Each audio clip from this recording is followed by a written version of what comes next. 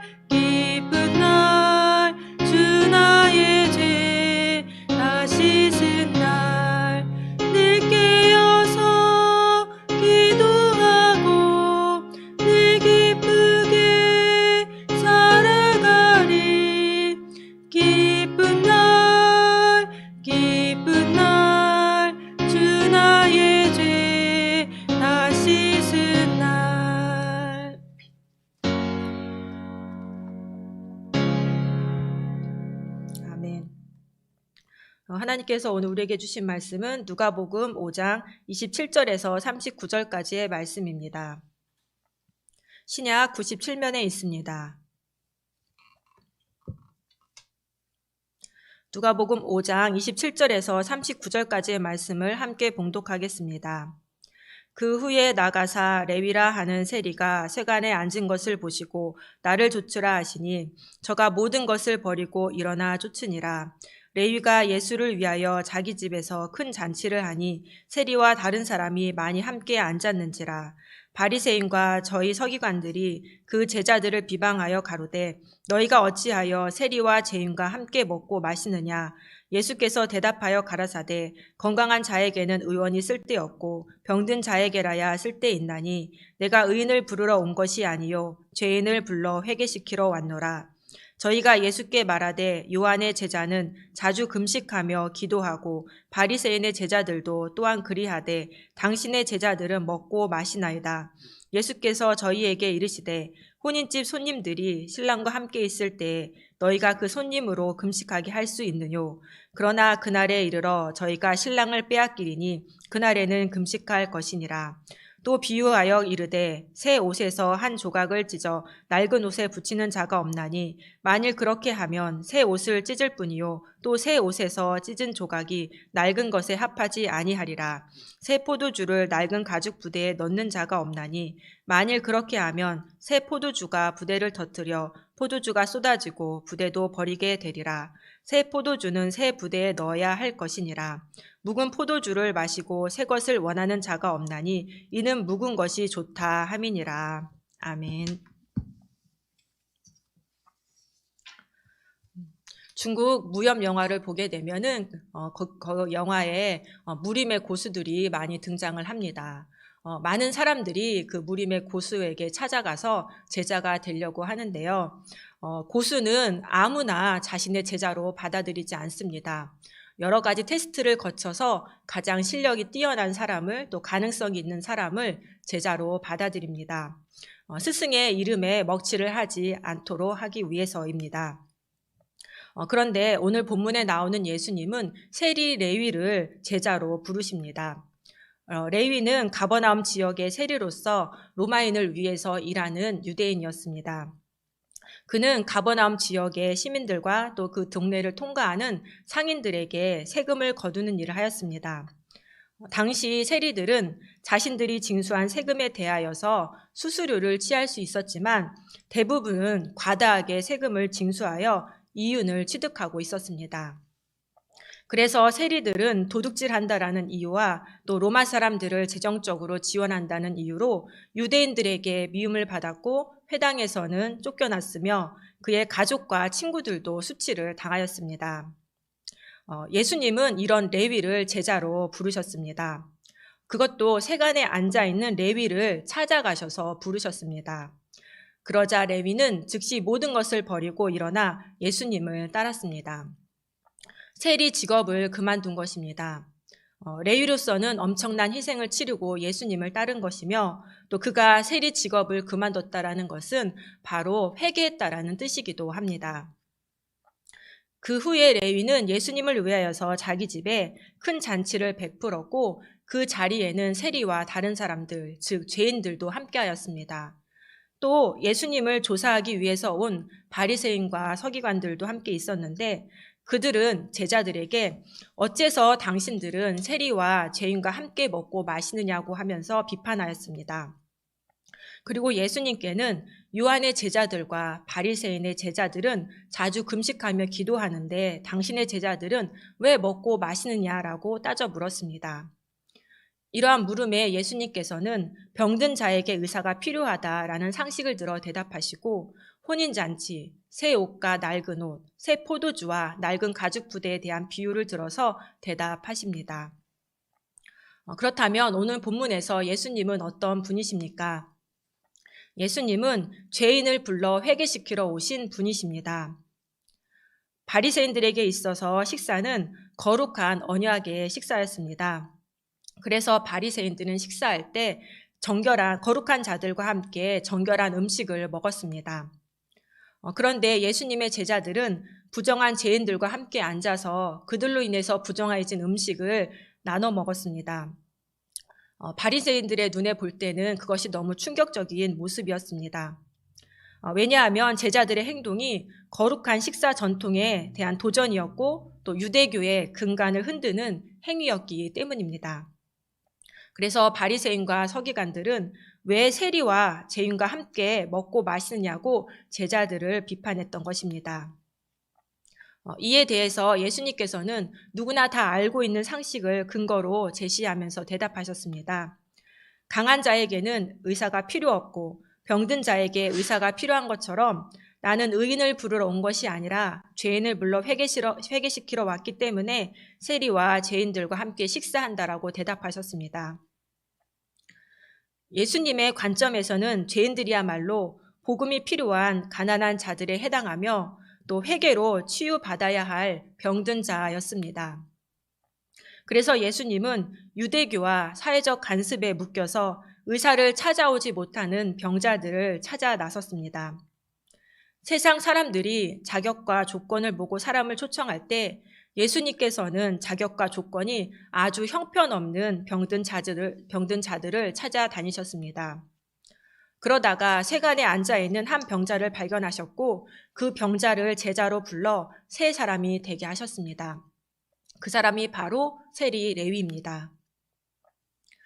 바울은 고린도 교회 성도들에게 하나님께 부름받을 때 그 처지가 어떠했는지를 생각해 보라고 말합니다. 고린도 교회 성도들은 육체적인 기준으로 볼 때 지혜 있는 사람도 권력이 있는 사람도 또 가문이 훌륭한 사람도 많지 않았습니다. 그들은 미련한 자들이었고 약한 자들이었고 천하고 멸시받는 자들이었습니다. 이런 자들을 하나님께서 은혜로 불러주셨습니다. 우리도 고린도 교회 성도들과 똑같은 존재들입니다.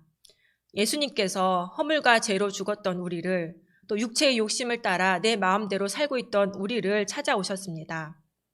죄인을 부르러 오신 예수님의 눈에 죄의 노예가 되어서 억압받고 고통당하고 있는 우리가 들어왔습니다.